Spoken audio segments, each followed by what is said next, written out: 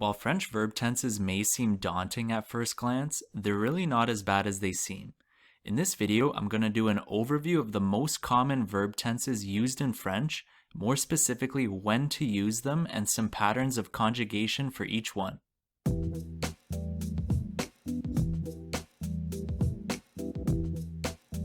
I'm gonna set this video up so that I alter manger une pomme in all of the major tenses to give you all a better picture of what each verb tense looks and sounds like.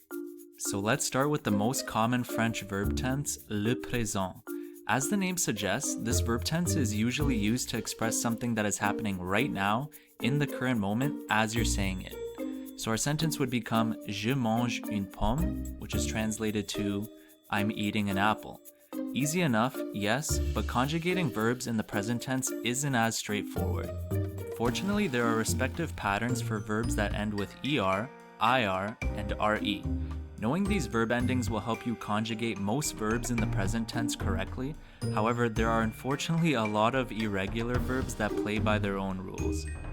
Here are some examples, and this is just the tip of the iceberg. Don't worry too much though, the conjugations of these verbs will come to you quickly because of how often they are used in everyday spoken and written French. At number 2, a verb tense you'll use all the time, le passé composé. It's used to describe completed actions of the past, a one and done type of action. It happened, it's done, and you've moved on with your life. So our sentence becomes j'ai mangé une pomme, which is translated to I ate an apple. The way le passé composé is formed is with the subject, the avoir ou être auxiliary in the present tense, and the past participle of your action verb.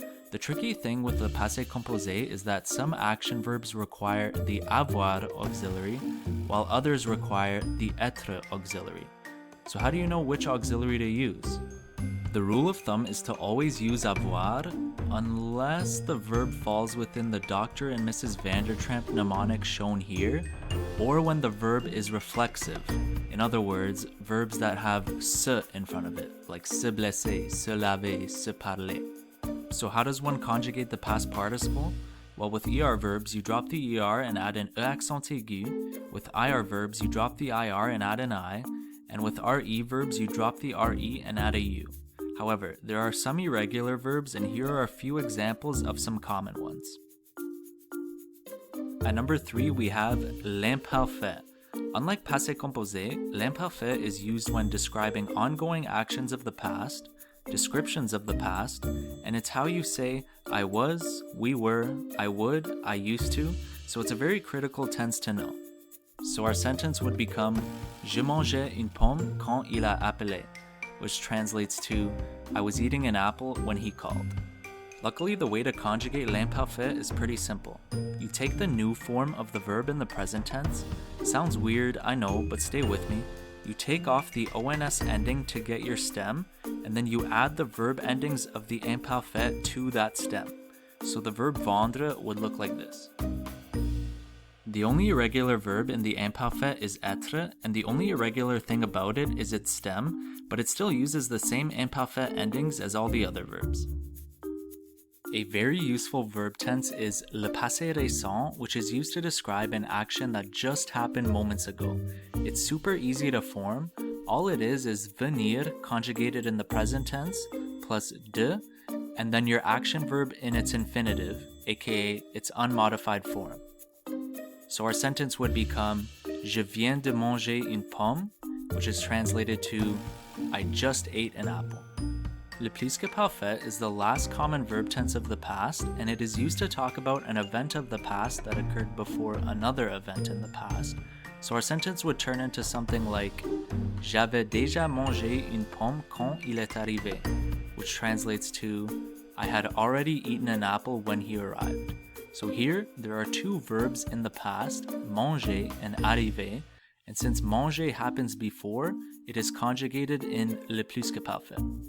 Le plus-que-parfait is conjugated with the avoir ou être auxiliary in the imparfait, and then the past participle of your action verb.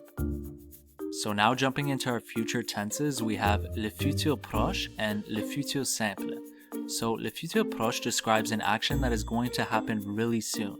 So our sentence would turn into je vais manger une pomme. which translates to I'm going to eat an apple. Alongside le passé récent, le futur proche is the easiest verb tense to conjugate. All it is aller in the present tense and the infinitive of your action verb.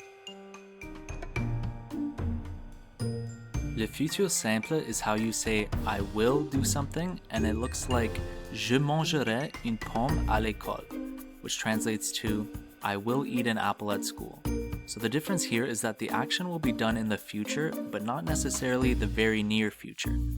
To form the majority of verbs in le futur simple, you simply take the infinitive of the verb, its unmodified structure, and add the future verb endings.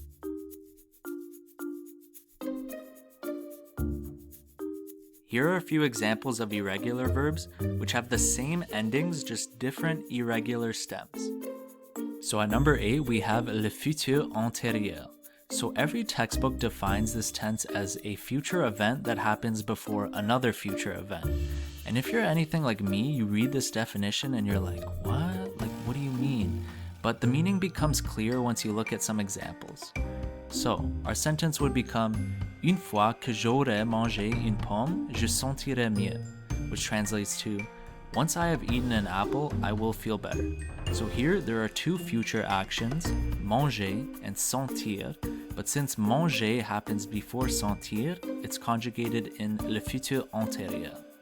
This tense is formed by conjugating avoir ou être in le futur simple and then adding le participe passé of your action verb.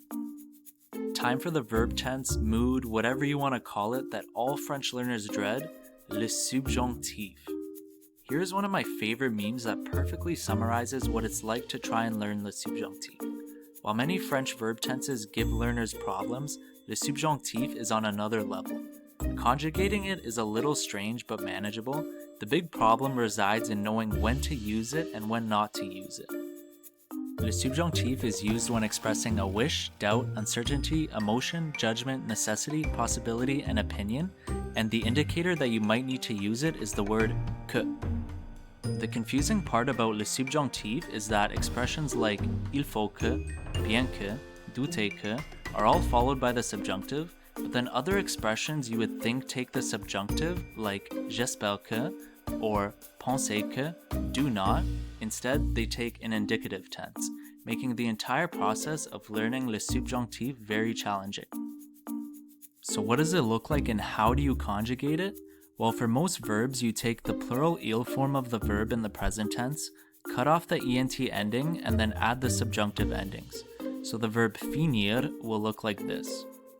And here are some very common examples of irregular verbs in the subjunctive present. So our sentence could become Il faut que vous mangiez des pommes in le subjonctif présent, and le subjonctif passé has the same rules of usage except you conjugate it with le subjonctif présent du verbe avoir ou être, and then le participe passé of your action verb. Next up is l'impératif présent, and if you like bossing people around, this is the verb tense for you. L'impératif is used when giving orders, suggestions, or advice. Think of drill sergeants, board game instructions, and your teacher telling you to stop talking. These are all examples of l'impératif. So our sentence could look like mange ta pomme, c'est bon pour la santé, which translates to eat your apple, it's good for you. The unique thing about this tense is that no subject is included, as it is implied who you are speaking to by the verb ending, and there are only 3 ways to conjugate l'impératif. Here is the standard pattern of conjugation, and here are some common irregulars. Next, we have le conditionnel présent et passé, which are used to express something that would happen as long as a specific condition is met, and for politeness. So our sentence in le conditionnel présent could look like Je mangerais une pomme si j'en avais, which translates to I would eat an apple if I had some. So there's a condition here, right? The condition is if I had some. In terms of politeness, when you're in a restaurant or ordering food in general, it is more polite to say Je voudrais un steak, conditionnel, I would like a steak, than Je veux un steak, I want a steak. To conjugate most verbs in le conditionnel présent, we use the infinitive form of the verb and add the endings of the conditional, which are the exact same as the imparfait.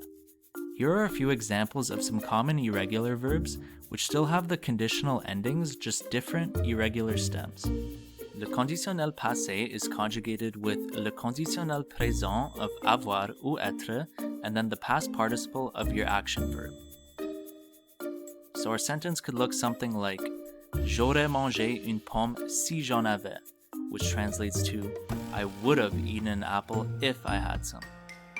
So last but not least, we have le gérondif présent et passé. So le gérondif is a mood used when a second action is being done at the same time as another, and it is often translated as while plus the verb or by plus the verb. So our sentence in le gérondif présent could look like Il parlait en mangeant une pomme, which means he was talking while eating an apple, or it could look like En mangeant beaucoup de pommes, il évite les rendez-vous chez le médecin, which means by eating a lot of apples, he avoids trips to the doctor.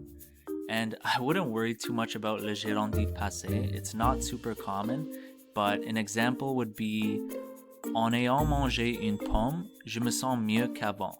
So, having eaten an apple, I feel better than before. So conjugating le gérondif présent is really easy.